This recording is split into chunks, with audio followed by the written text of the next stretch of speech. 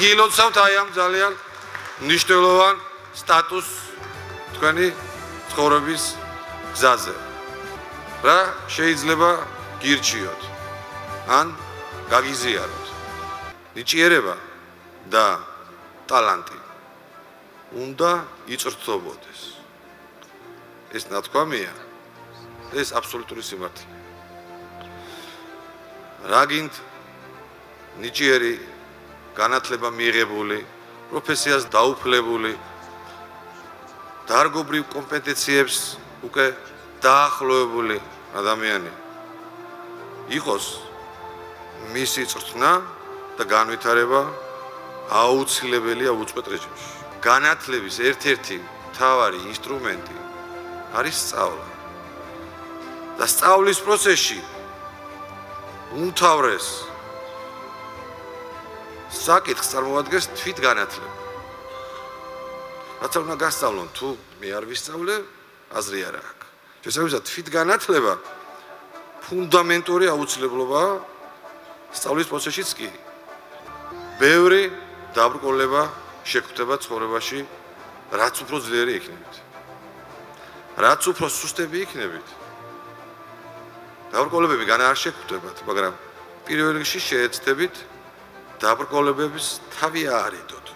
ამიტომ სუსტებს ხვდებათ.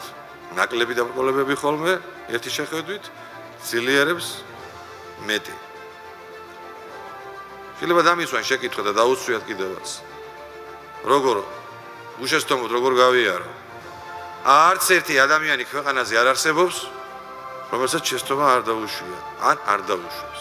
შეცდომის დაშვების შიშით პრობლემებიდან გაქცევა ამაზე დიდი შიშრობა არ არსებობს.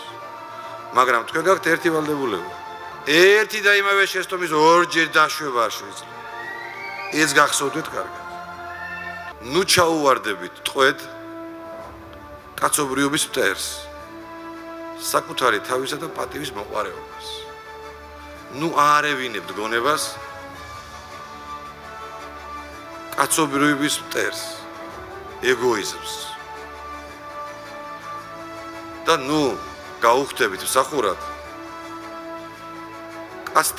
კაცთა მოდგმის ძალიან დიდ მტერს, დიდების მოყვარეობას. ნუ იჩქარებთ დიადი მიზნების მისაღწევად. რადგან გახსოვდეთ, რომ ბედნიერებისკენ მოკლე გზა არ არსებობს.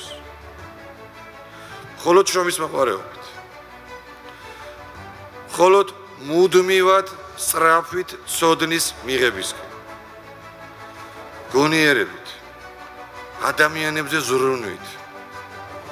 და ამას თუ ცოტაოდენ სიმამაცეს და ხასიათის სიმტკიცეს დაუმატებთ, თქვენ გააქვთ შანსი, რომ გახდეთ თავისუფალი.